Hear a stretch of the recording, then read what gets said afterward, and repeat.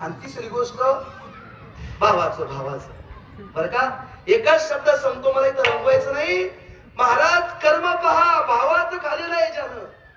एकच शब्द आहे माझ्यासाठी, त्यासाठी ज्यानं भावाचं खाल्लंय 100 मुले त्याला ऐश्वर्य संपन्न आहे महाराज. काय नाव आहे त्याचं नाव रावण, त्याचं नाव धृतराष्ट्र. ऐका, ही माऊलीनं कुणीतरी उत्तर सांगितलं बरं या म्हातारी आईने. एकदा टाळी वाजव तिच्याकडे. ऐकतात बरं महाराज, चांगले ऐकणारे, आणि ऐकणारी मंडळी चांगली पाहिजे. त्याच्यामुळे इथं आहे ना, ऐकणारे खालचे बदलून गेले बाबा. त्याच्यामुळे इथल्या गादीचा मान संपून गेला. कुणी लोक म्हणतात, महाराज गाणं म्हणता का, तेवढं गाणं म्हणता.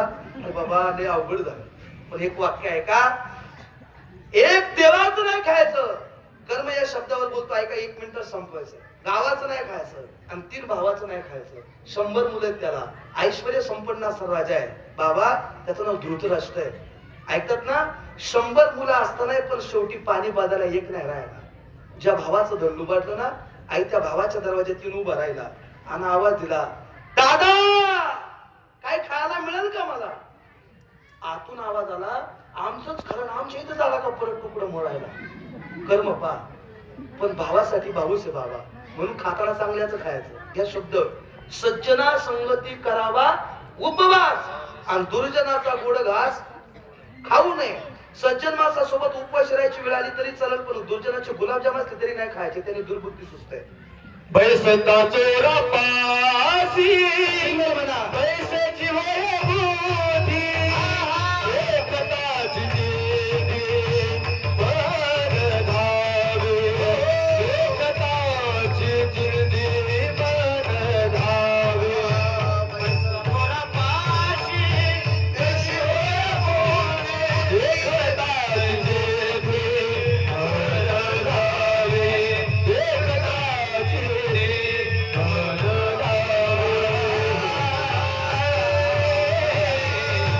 महाराजांनी दिलेलं प्रमाण आहे. चोराच्या संगतीत जर बसला तर आपली बुद्धी सुद्धा तशीच होईल महाराज. ऐकतात ना तुम्ही, यासाठी उदाहरण लय देता येतील. म्हणून एक वाक्य आता बाबांनी प्रमाण दिलंच म्हणून सांगतो. संगतीचं बाबा, एक वेळ अन्नाची पंगत चुकली तर एक वेळचं अन्न नाही मिळायचं, पण जीवनात संगत चुकली तर अख्खा आयुष्य बर्बाद झाल्याशिवाय राहणार नाही. म्हणून संगत कुणाची करायची, या शब्दावर चोराच्या संगतीत गेली का बुद्धी तशी झालीच म्हणून समजा बाबा.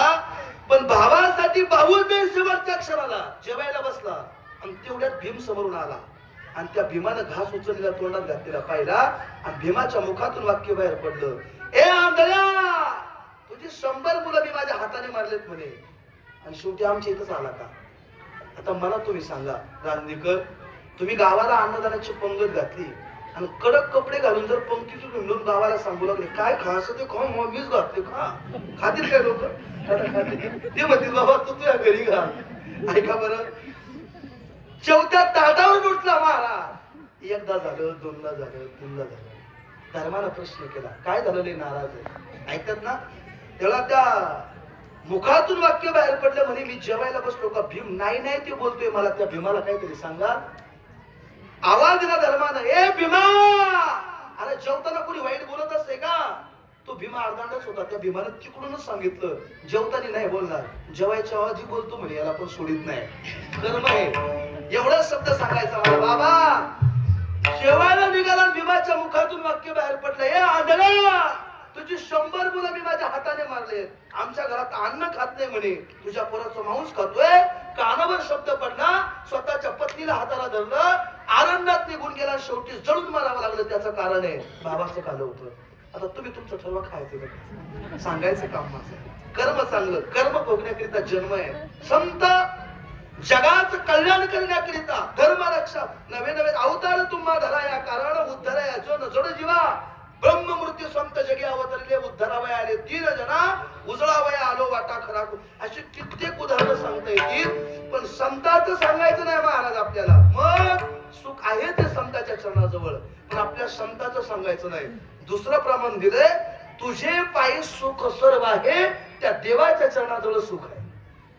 ऐकतात ना महाराज, त्या देवाच्या चरणाजवळ सुख आहे. मग महाराज तुम्ही सांगितलं संतांचं नाही सांगायचं, देवाचं सांगायचंय. मग ज्या देवाच्या चरणाजवळ सुख आहे, मग तो देव कुठे ते आम्हाला सांगा, असा प्रश्न केला बाबा. आणि प्रश्न केल्याबरोबर महाराजांनी दिलेलं उत्तर आहे, तो देव ना आहे ना कुठं